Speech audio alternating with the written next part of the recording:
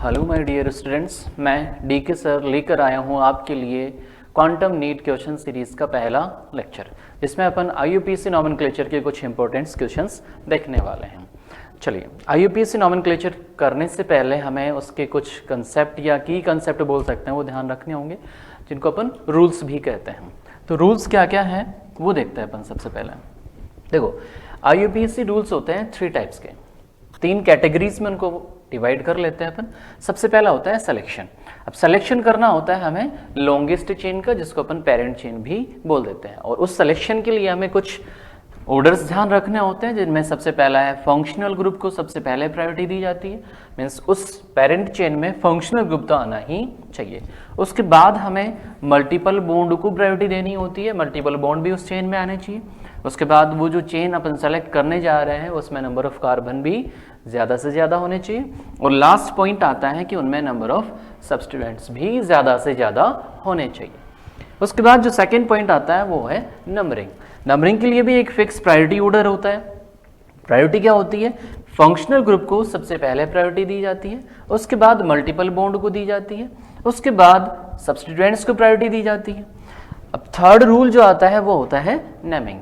जो भी अपन parent chain select कर लेते हैं या जो कंपाउंड के लिए मुख्य श्रृंखला चुन लेते हैं, उसकी हमें नेमिंग करनी होगी। और नेमिंग करने के लिए कुछ पॉइंट्स आपको ध्यान रखने होंगे, जिनको एक आप ट्रिक के माध्यम से समझ सकते हैं। जैसे एस, पी, डब्ल्यू, पी और एस। यहाँ पर जो एस और पी है वो प्रीफिक्स के लिए यूज करने होते हैं, और ये जो पी और एस है वो सफिक्स के लिए यूज करने होते हैं।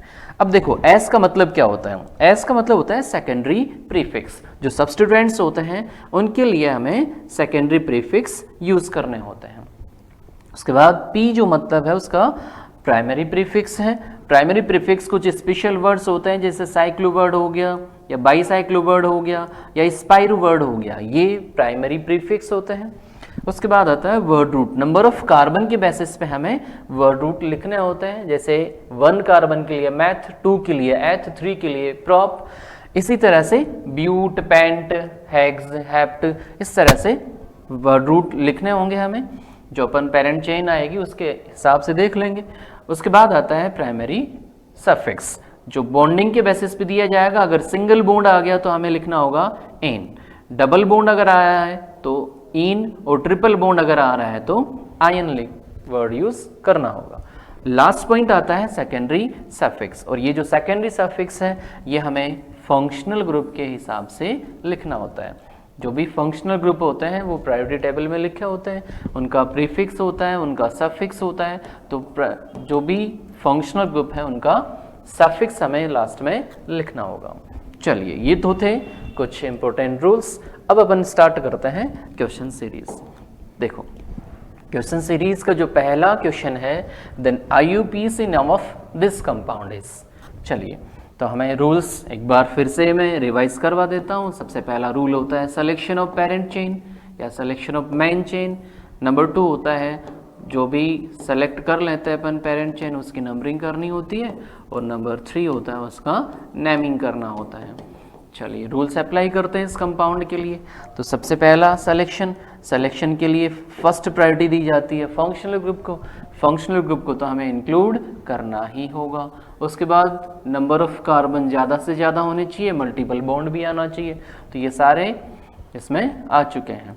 उसके बाद सिलेक्शन हो गया, तो उसके बाद देखते हैं अपन नंबरिंग फंक्शनल ग्रुप की साइड से करनी होगी 1, 2, 3 एंड 4। उसके बाद अपन देखेंगे नेमिंग के लिए आपको पता है सबसे पहले हमें क्या करना होता है, secondary prefix, then primary prefix, then word root, then primary suffix, और सबसे लास्ट में सेकेंडरी सफिक्स। तो प्राइमरी प्रीफिक्स तो कुछ है नहीं, यहाँ पे कोई प्रतिस्थापी नहीं है, कोई सब्स्टिट्यूएंट नहीं है, तो वो लिखा नहीं जाएगा। ये साइक्लिक रिंग भी नहीं है या बाईसाइक्लो रिंग नहीं है, इसलिए प्राइमरी प्रीफिक्स भी नहीं लिखा जाएगा। उसके बाद लिखना है हमें word root. Number of carbon देख ही चुके हैं, पर नंबरिंग कर चुके हैं। 4 कार्बन है तो 4 के लिए हमें क्या लिखना होगा, ब्यूट लिखना होगा। ठीक है, ब्यूट के बाद में अपन नेक्स्ट देखते हैं प्राइमरी सफिक्स। प्राइमरी सफिक्स यहाँ एक डबल बॉन्ड आ चुका है, इस वजह से हमें लिखना होगा इन, और उसकी पोजीशन भी अपन बता सकते हैं। सेकंड कार्बन पर इन है तो ये 2 इन हो गया। और लास्ट में हमें लिखना होता है सेकेंडरी सफिक्स जो फंक्शनल ग्रुप का सफिक्स होता है, और COOH का जो सफिक्स होता है वो होगा ओइक एसिड। तो ये हमें ओइक एसिड सबसे लास्ट में लिखना होगा, ओइक एसिड। तो इसका जो नेम है वो आ गया ब्यूट 2 इन ओइक एसिड। तो यहाँ पे अपन चेक करें तो ऑप्शन नंबर 3 इज करेक्ट। चलिए नेक्स्ट क्वेश्चन देखते हैं, question number 2। The IUPAC name of this compound is. चलिए यहाँ अगर अपन पेरेंट चेन सेलेक्ट करें तो अपने सामने एक प्रॉब्लम आती है कि यहाँ फंक्शनल ग्रुप एक से ज़्यादा आ गए। तो हमें क्या करना होता है, जब ऐसी कंडीशन आ जाए किसी कंपाउंड में एक से ज़्यादा फंक्शनल ग्रुप आ जाए, तो हमें क्या करना है, किसी एक को प्रिंसिपल फंक्शनल ग्रुप बनाना पड़ेगा और बाकी जो बच जाते हैं, रिमेनिंग जितने भी होते हैं वो सारे सब्स्टिट्यूएंट्स बन जाते हैं। अब किस बेसिस पर अपन प्रिंसिपल फंक्शनल ग्रुप सेलेक्ट करें, तो उसके लिए हमें प्रायोरिटी टेबल ध्यान रखनी होगी। प्रायोरिटी टेबल में जिसकी प्रायोरिटी ज़्यादा होती है या जो हायर प्रायोरिटी पे होते हैं वो प्रिंसिपल फंक्शनल ग्रुप होते हैं, और बाकी सारे फिर सब्स्टिट्यूएंट्स बनेंगे।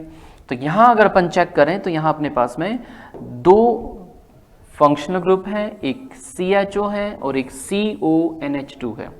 याद करो CHO क्या होता है, CHO होता है एल्डिहाइड, और जो CONH2 होता है वो होता है अमाइड।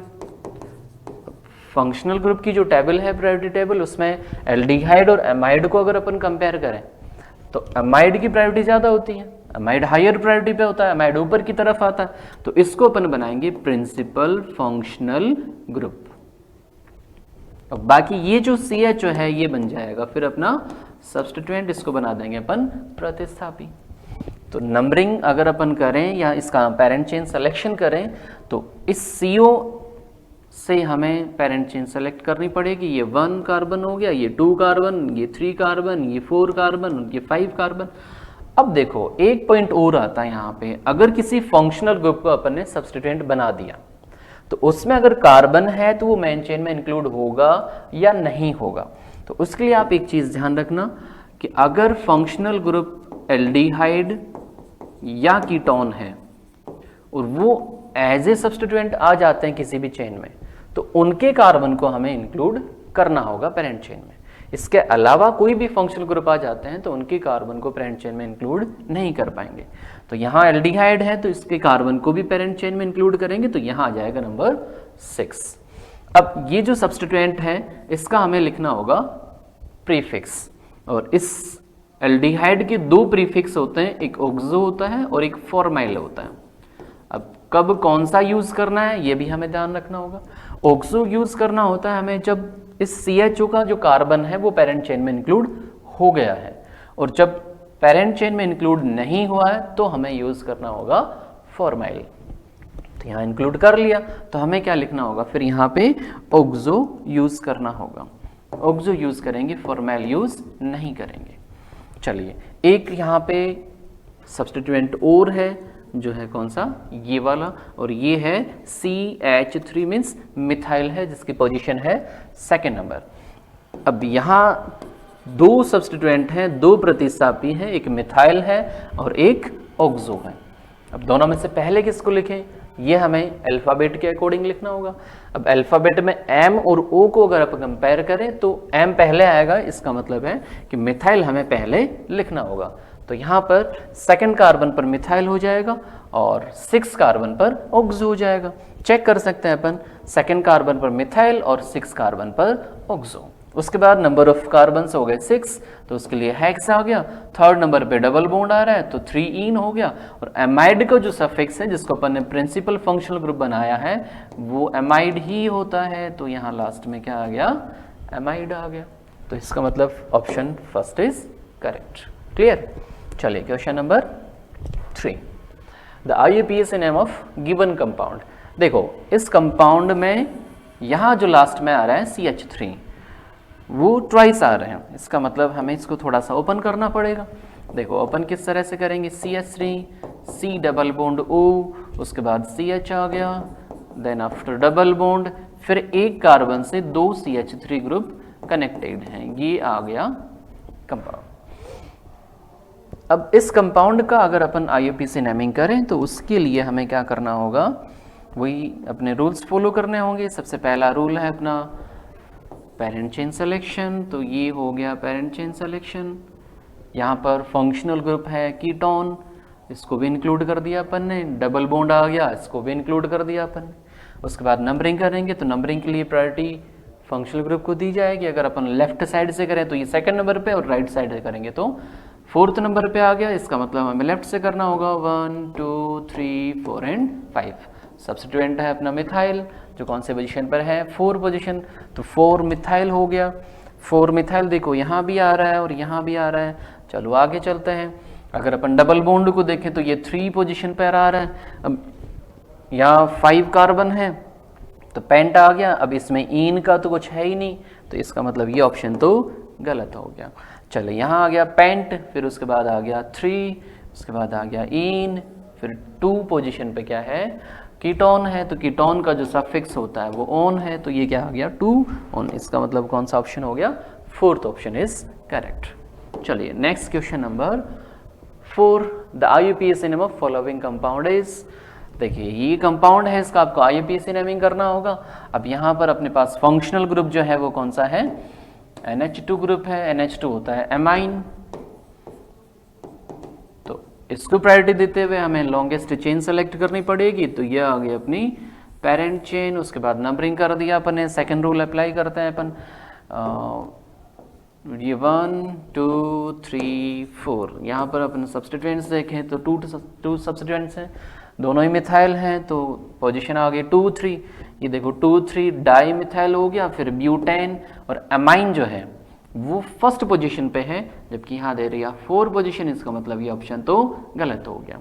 सेकेंड एक और है 2 3 di methyl but 1 amine, this is correct IUPAC name. चलिए next question number 5, the IUPAC name of this compound. बहुत बढ़िया क्वेश्चन है ये, बहुत अच्छा क्वेश्चन है। इसमें क्या आ गया, 2 CHO ग्रुप आ गए। अब दोनों को ही इंक्लूड कर पा रहे हैं अगर अपन, तो करेंगे बिल्कुल पेरेंट चेन में। अब यहाँ पर अगर पेरेंट चेन सेलेक्ट करें तो दोनों ही कंपाउंड्स को, दोनों ही CHO को इंक्लूड करते हुए एक पेरेंट चेन सेलेक्ट कर लेते हैं। चलिए ये आ गए अपने पेरेंट चेन। चलो अब अगर अपन इसकी नंबरिंग करें तो नंबरिंग देखो, यहाँ भी CHO उधर भी CHO, तो CHO को तो प्रायोरिटी दे नहीं सकते, तो हमें नेक्स्ट ध्यान रखना होगा किसको, डबल बॉन्ड को। तो डबल बॉन्ड इस साइड से देखेंगे, मीन्स लेफ्ट साइड से देखेंगे तो सेकंड पोजीशन पे, राइट साइड से देखेंगे थर्ड पोजीशन पे, तो हमें इस लेफ्ट साइड से नंबरिंग करना होगा, मतलब डबल बॉन्ड को प्रायोरिटी देते हुए नंबरिंग करना होगा 4 और ये 5। सब्स्टिट्यूएंट है नहीं, डायरेक्ट हमें वर्ड रूट लिखना होगा। 5 कार्बन के लिए क्या आ गया, पेंट। देखो पेंट यहाँ पर भी है, पेंट यहाँ पर भी है, ये दोनों ऑप्शन तो पहले ही कैंसिल हो गए क्योंकि यहाँ प्रॉप लिखा हुआ है। अब डबल बॉन्ड को प्रायोरिटी दी है अपन ने, तो सेकंड कार्बन पे इन आएगा, ये थर्ड कार्बन पे दे रखा है, इसका मतलब ये भी गलत हो गया, तो ऑप्शन नंबर 4 इज करेक्ट। 1 और 5 पे क्या है अपने पास में, 2 एल्डिहाइड ग्रुप है, एल्डिहाइड का सफिक्स एल होता है, 2 आ गया तो डाई, और ये आ जाएगा फोर्थ ऑप्शन। चलिए नेक्स्ट क्वेश्चन नंबर 6, इसका आपको IUPAC नेमिंग करना है। अब यहाँ पे फंक्शनल ग्रुप अगर अपन चेक करें तो एक तो है कीटोन और एक है अल्कोहल। प्रायोरिटी अगर अपन चेक करें तो कीटोन की प्रायोरिटी ज़्यादा होती है अल्कोहल के बजाय, क्योंकि कीटोन पहले आता है अल्कोहल के बजाय, तो इसको प्रायोरिटी देते हुए हमें नंबरिंग करनी होगी, पेरेंट चेन सिलेक्शन करना होगा, इसको अपन सब्स्टिट्यूएंट बना देंगे। अब लॉन्गेस्ट चेन अगर अपन सेलेक्ट करें तो लॉन्गेस्ट चेन यहाँ से कर सकते हैं, ये CH3 से, ये इस तरह से क्या हो जाएगी, मैन चेन हो जाएगी। उसके बाद अपन नंबरिंग करेंगे तो इस साइड से भी वही 1 2 3 पे आ रहा है, इस साइड से भी 1 2 3 पे आ रहा है। उसके बाद अपन देखते हैं सब्स्टिट्यूएंट्स को, तो सब्स्टिट्यूएंट यहाँ मिथाइल है और यहाँ OH है, OH का हमें प्रीफिक्स लिखना होगा जो हाइड्रोक्सी होता है, और इस CH3 को मिथाइल बोलेंगे। दोनों में से प्रायोरिटी अगर चेक करें तो ये M और ये H, तो H पहले आएगा तो इसको प्रायोरिटी देंगे, तो इसकी जो नंबरिंग हो जाएगी वो होगी यहाँ से, ये 1 2 3 4 5। ये CH3 मिथाइल प्रतिस्थापी है, हाइड्रोक्सी प्रतिस्थापी है, पहले अपन हाइड्रोक्सी को लिख देंगे, सेकेंड पोजीशन पे आ गया हाइड्रोक्सी, 4 पर मिथाइल है, 3 पर क्या आ गया, ओन आ गया, तो ये ऑन आ गया 3 पर, और 5 कार्बन के लिए पेंट हो गया, इसका मतलब ऑप्शन नंबर 2 इज करेक्ट। चलिए next question number 7, the IUPAC name of this structure. देखो यहाँ पर अगर अपन फंक्शनल ग्रुप देखें तो एक तो है अपने पास CWH, एक और आ गया CWH, एक आ गया अपने पास में CHO ग्रुप और एक आ गया अपने पास अमाइन ग्रुप। अब अगर प्रायोरिटी अपन देखें, प्रायोरिटी टेबल में देखें तो CWH की प्रायोरिटी ज़्यादा होती है, तो ये दोनों तो बन गए प्रतिस्थापी और इसको बना दिया प्रिंसिपल फंक्शनल ग्रुप। ये भी वही प्रिंसिपल फंक्शनल ग्रुप हो गया, ये दोनों बन गए सब्स्टिट्यूएंट्स। अब ये भी फंक्शनल ग्रुप, ये भी फंक्शनल ग्रुप, तो मेन चेन अगर अपन सेलेक्ट करेंगे तो दोनों को ही हमें इंक्लूड करना पड़ेगा। तो इसकी जो मेन चेन होगी वो क्या हो जाएगी, चलिए देखते हैं। यहाँ जो मेन चेन आएगी दोनों को इंक्लूड करते हुए आ जाएगी, ये आ गई अपनी मेन चेन। उसके बाद में हमें करना होगा नंबरिंग। नंबरिंग देखो, इस साइड से भी CWH, इस साइड से भी CWH। सेकंड आगे देखते हैं, यहाँ अमाइनो है और यहाँ क्या आ गया। अब देखो अभी थोड़ी देर पहले एक क्वेश्चन किया था जिसमें CHO एज ए सब्स्टिट्यूएंट आ रहा था और इसका जो प्रीफिक्स है वो अपन ने लिखा था ऑक्सो। क्यों लिखा था याद करो, क्योंकि उस कार्बन को, CHO के कार्बन को पेरेंट चेन में इंक्लूड किया था। यहाँ ऐसा केस नहीं आ रहा, यहाँ CHO पेरेंट चेन में इंक्लूड नहीं हो रहा, इसका मतलब ऑक्सो यहाँ पर अपन नहीं लिख सकते, हमें लिखना होगा यहाँ पर फॉर्माइल। तो ऑक्सो तो नहीं लिखा जाएगा, तो हमें लिखना होगा फिर फॉर्माइल। अब फॉर्माइल F से स्टार्ट हो रहा है और ये अमाइनो जो है वो A से स्टार्ट हो रहा है, तो आप खुद ही चेक कर सकते हैं अमाइनो की प्रायोरिटी ज़्यादा होगी, तो इस साइड से फिर हमें नंबरिंग करनी पड़ेगी। तो देखो ये नंबर 1 2 3 4, अमाइनो की पोजीशन देख लो सेकंड है और ऑक्सो की पोजीशन, सॉरी फॉर्माइल की पोजीशन थर्ड है। ऑक्सो तो यहाँ यूज़ कर ही नहीं पाएंगे अपन, तो फॉर्माइल थर्ड पर आ गया। देखो चेक करते हैं ऑप्शंस को, 3 अमाइनो गलत हो गया, ये तो 3 अमाइनो ये भी गलत हो गया।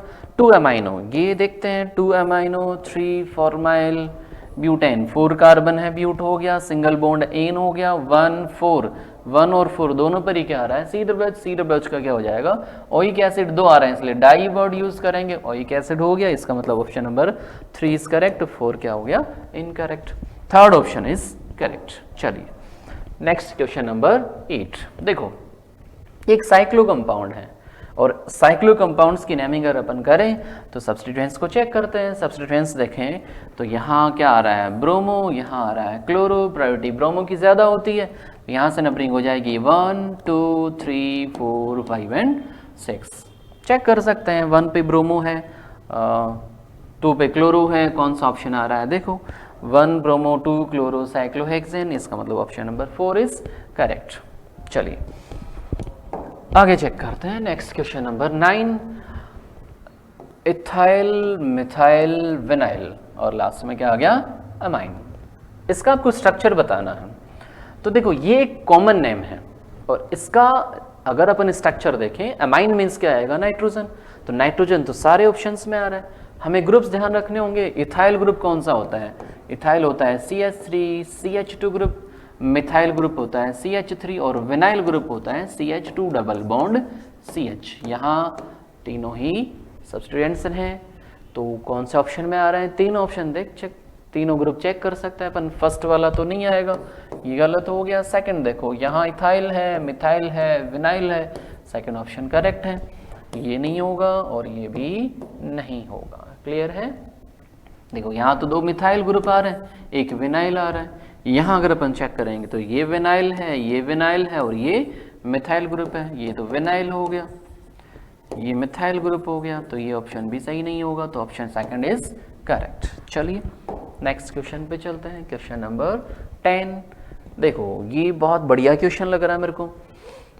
चलो यहाँ पे क्या है 3COOH है, क्या कोई मुझे बता सकता है इसका कॉमन नेम क्या है? चेक करो, सोचो सोचो थोड़ा सा। इसका कॉमन नेम जो है वो है सिट्रिक एसिड, सिट्रिक एसिड। चलिए इसका अपन को IUPAC नेमिंग करना है। यहाँ COOH, COOH, COOH तीनों ही फंक्शनल ग्रुप आ गए। अब अगर मान लो कि अपन तीनों को इंक्लूड करना चाहें तो ऐसा तो कोई चेन पॉसिबल नहीं होगा कि तीनों ही इंक्लूड हो जाए। तो फिर क्या करें? ऐसा थोड़ी कर सकते हैं कि दो को इंक्लूड कर दिया, एक को छोड़ दिया, तो ये बुरा मान जाएगा फिर तो कि मेरे को तो इंक्लूड ही नहीं किया गया पेरेंट चेन में। तो फिर क्या करते हैं अपन? तीनों को ही छोड़ देते हैं। अपने पास ऑप्शन ये है कि हमें तीनों को ही छोड़ते हुए एक मेन चेन सेलेक्ट करनी होगी। अब देख लो यहाँ से नंबरिंग कर देंगे 1 2 3। ये जो COOH है इसका सफिक्स जो है वो ओइक एसिड यूज नहीं करेंगे क्योंकि इसका कार्बन पेरेंट चेन में इंक्लूड नहीं हुआ, ये भी नहीं हुआ और ये भी पेरेंट चेन में इंक्लूड नहीं हुआ। तो हमें यूज करना होगा कार्बोक्सिलिक एसिड। और ये जो कार्बोक्सिलिक एसिड है ये तीनों ही पोजीशन पे हैं, 1 2 3 तीनों पोजीशन पे हैं। एक यहाँ पे छोटा सा OH ग्रुप आपको दिख रहा होगा। ये जो OH ग्रुप है ये है प्रतिस्थापी और इस OH को हमें लिखना होगा हाइड्रोक्सी। और ये हाइड्रोक्सी कौन से पोजीशन पे आ गया? सेकंड कार्बन से कनेक्ट है तो सेकंड के हाइड्रोक्सी हो गया। चेक करो 2 हाइड्रोक्सी यहाँ नहीं है, ये नहीं होगा, ये भी नहीं होगा, ये भी नहीं होगा और ये सही है 2 hydroxy propane 1 2 3 try carboxylic acid. बहुत बढ़िया क्वेश्चन है, स्टार मार्क कर लेना, इंपॉर्टेंट है। इस तरह के क्वेश्चंस आते रहते हैं जिनमें CHO आ जाता है, कई बार यहाँ पे CHO आ जाता है तीनों ही पोजीशन पे, कई बार CN आ जाता है, कई बार COOH आ जाता है। तो ऐसे क्वेश्चंस को आप ध्यान रखेंगे। देखो आ गया नेक्स्ट क्वेश्चन में CN। अभी अभी मैंने बोला कि CN आ जाता है, CHO आ जाता है, देखो यहाँ पे आ गया CN।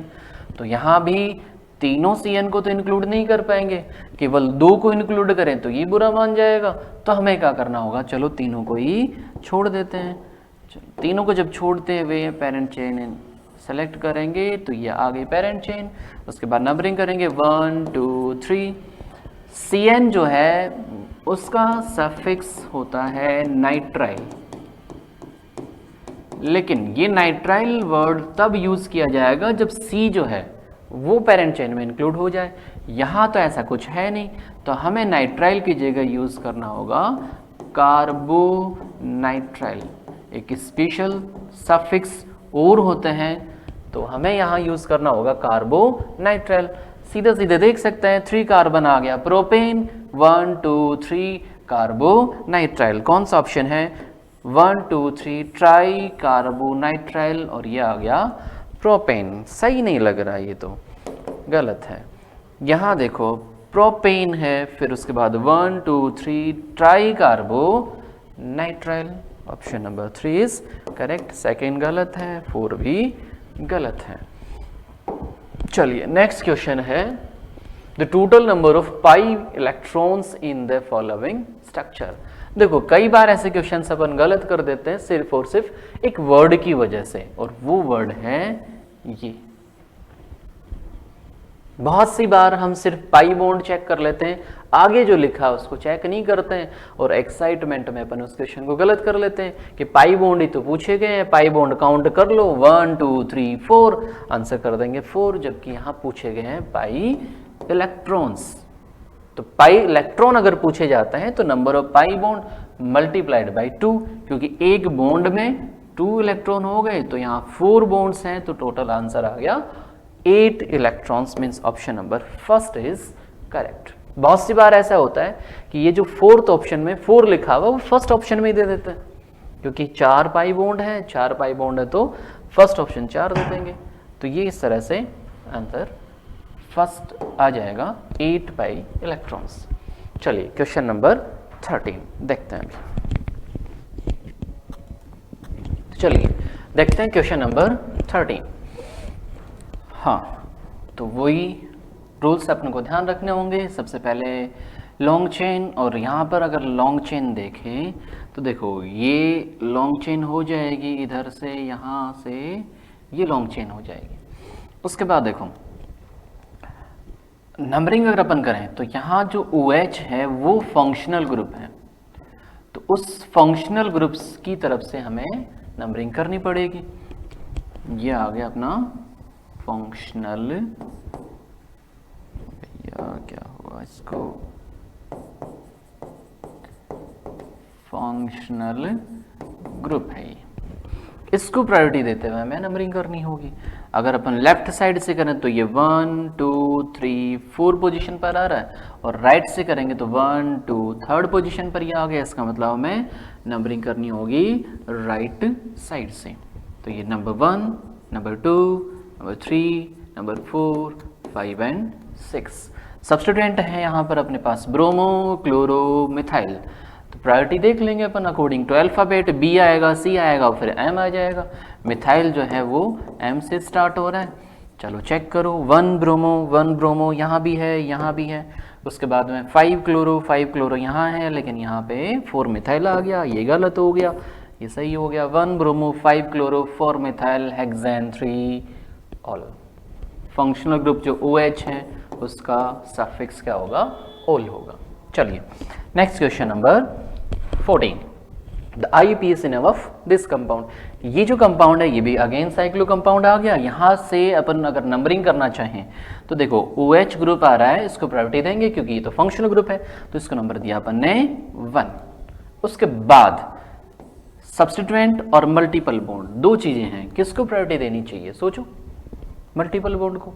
तो हमें ये 1 कर दिया, इसको 2 देंगे तो इसको फिर 3 मिलेगा, तो हमें इस फंक्शनल ग्रुप मल्टीपल बॉन्ड को क्या करना पड़ेगा, प्रायोरिटी देना पड़ेगा फंक्शनल ग्रुप के बाद में। तो ये 3 आ गया और ये 4 आ गया। अब जो सब्स्टिट्यूएंट है वो मिथाइल है, जो कौन सी पोजीशन पे आ गया, 4 पोजीशन पे आ गया, तो क्या आ जाएगा 4 मिथाइल। देखो 4 मिथाइल यहाँ भी है, यहाँ भी है। उसके बाद नेक्स्ट साइक्लोवर्ड आ गया। उसके बाद इन जो है वो कौन सी पोजीशन पे आया, 2nd पोजीशन पे। तो 2 ब्यूट इन और 1 पे क्या आ गया, ओल आ गया। इसका मतलब option 2 is correct, 3rd incorrect हो गया। चलिए next question number 15, the geometrical isomerism results because the molecule. देखो ज्योमेट्रिकल आइसोमेरिज्म जो होती है मीन्स ज्यामितीय समवयवता, वो किसी भी कंपाउंड में किस वजह से होती है, उसका रीजन क्या होता है, ये आपसे पूछा गया। चलिए ऑप्शंस देखते हैं। Rotates the plane polarised light, means PPL को रोटेट करता है, नहीं गलत बात है ये तो, कि पीपीएल को अगर रोटेट कर रहा है तो वो तो ऑप्टिकली एक्टिव कंपाउंड हो गया, प्रकाशिक सक्रिय कंपाउंड हो गया, तो ये तो ज्योमेट्रिकल आइसोमर्स नहीं होते हैं। तो option first is incorrect. Has a plane of symmetry, ये भी नहीं हो सकता।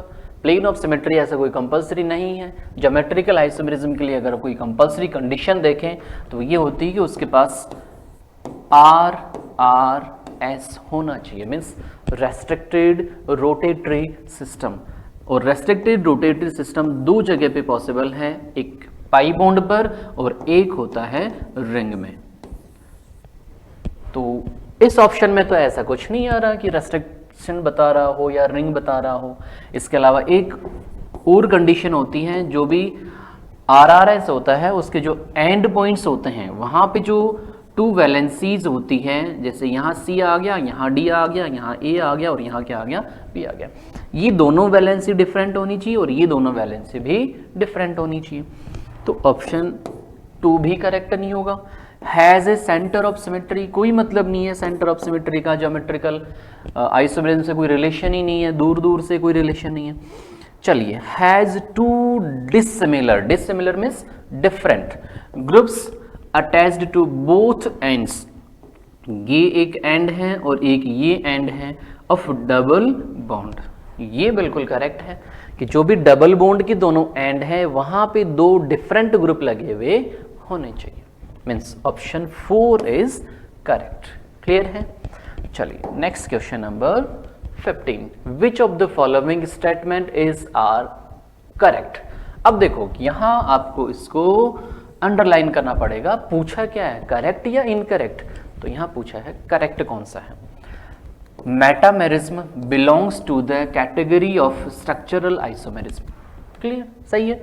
मेटामेरिज्म जो होता है वो स्ट्रक्चरल आइसोमेरिज्म का ही एक टाइप होता है। स्ट्रक्चरल आइसोमेरिज्म 6 टाइप की होती है। कौन कौन सी, एक chain isomerism, position isomerism, functional isomerism, metamerism होती है, टॉटोमेरिज्म होती है, तो ये रिंग चेन आइसोमेरिज्म होती है, ये सारे कौन से होते हैं? स्ट्रक्चरल आइसोमेरिज्म के टाइप होते हैं। तो मेटामेरिज्म हो गया, ये करेक्ट है।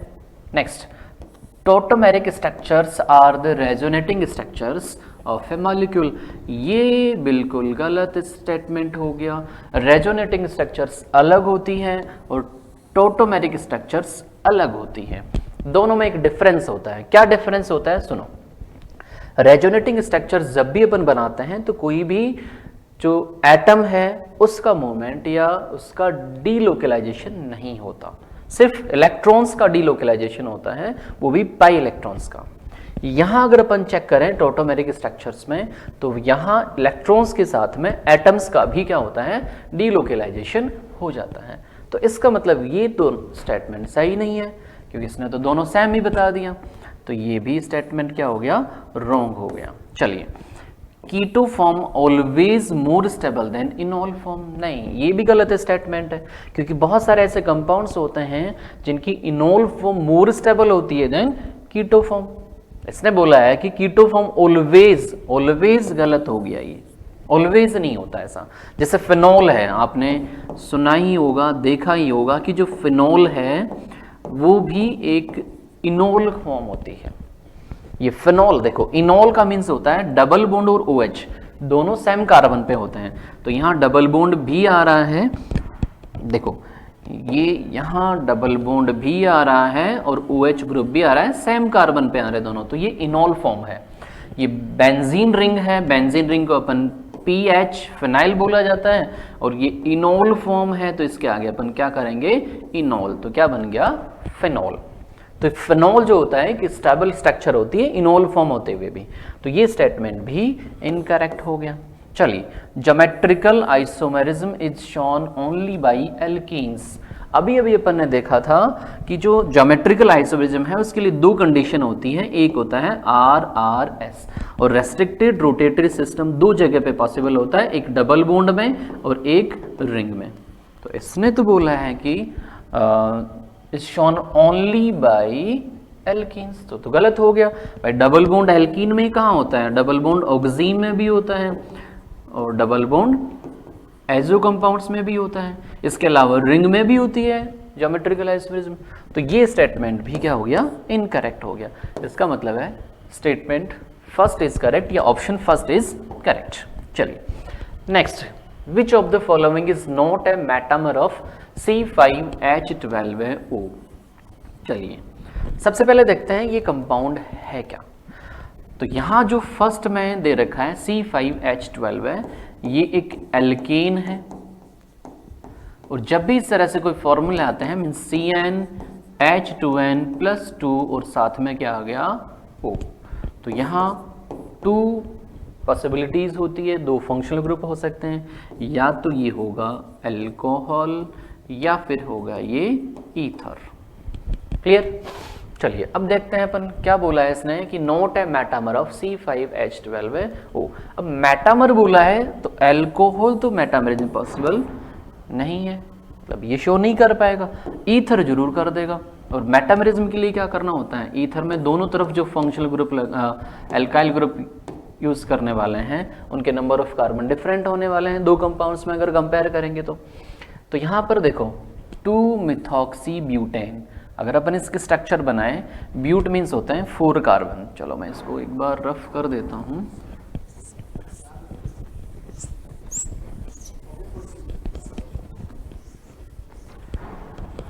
ब्यूट मीन्स 4 कार्बन हो गए, 1 2 3 4, और 2 पे क्या है? मिथॉक्सी है, ये 2 कार्बन पे आ गया ये कंपाउंड। अब इसमें मेटामेरिज्म पॉसिबल है या नहीं है? बिल्कुल पॉसिबल है, क्योंकि अपन इस ग्रुप को चेंज कर सकते हैं, इसके कार्बन अपन उस तरफ ला सकते हैं। 1-मिथॉक्सी-ब्यूटेन, तो 1 2 3 4, और यहाँ क्या आ गया? ये, तो यहाँ भी पॉसिबल है।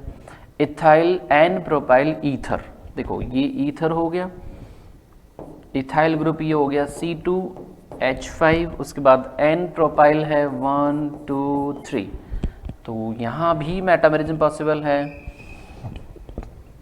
तो लास्ट ऑप्शन आ गया एन पेंटाइल एल्कोहल। अभी अभी अपन ने देखा है कि एल्कोहल तो मेटाबॉलिज्म एग्जिस्ट नहीं करते, शो नहीं करते, तो यही ऑप्शन आ जाएगा। बाकी तो ईथर हैं, ईथर